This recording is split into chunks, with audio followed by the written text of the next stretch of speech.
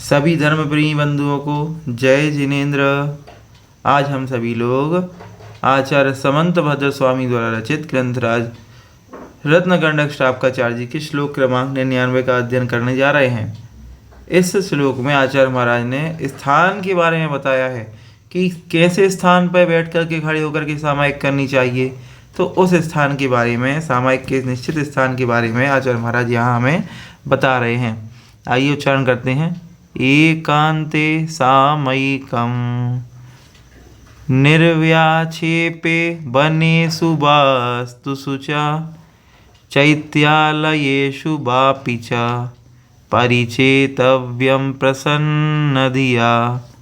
एकांते सामयिकं निर्व्याक्षेपे वनेषु वास्तुषु च चैत्यालयेषु वापि च परिचेतव्यं प्रसन्नधिया।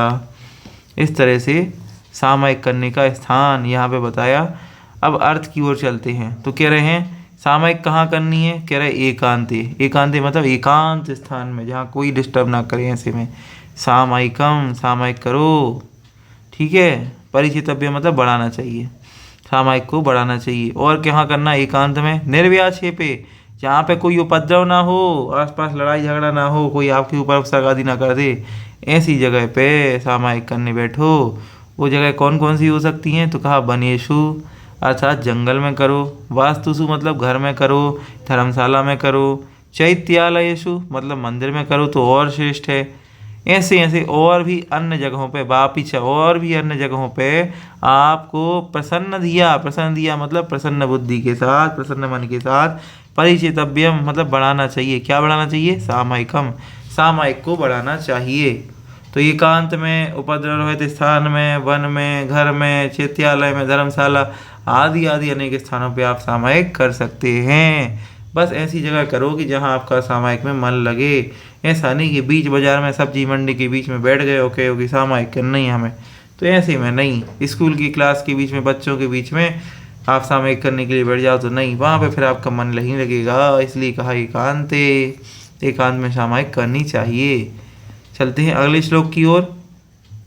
सामायिक को कैसे बढ़ाएं, जितनी सामायिक कर पा रहे हैं उससे और अधिक सामायिक कैसे करें, हमारा और मन सामायिक में कैसे लगे, तो ये आचार्य महाराज इस श्लोक में बता रहे हैं। आइए पढ़ते हैं। व्यापार वैमनस्याद, यहाँ दा तक पढ़ेंगे। ठीक है।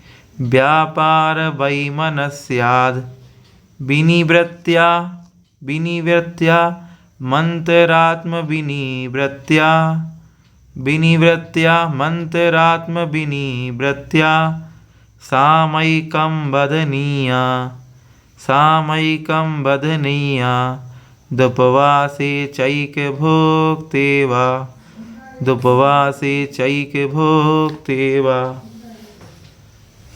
ठीक है। इस तरह से हमने उच्चारण किया। अब अर्थ की ओर चल रहे हैं। चलिए तो एक साथ एक बार और पढ़ लेते हैं। अच्छा। व्यापार वैमनस्याद विनिवृत्त्या मंत्रात्म विनिवृत्त्या सामयिकं वदनीया दुपवासे चैक भोक्ते वा। इस तरह से उच्चारण हमने किया। चलते हैं अब अर्थ की ओर। क्या कह रहे हैं आचार्य महाराज। कह रहे हैं कि सामायिक को किस तरीके से बढ़ाएं।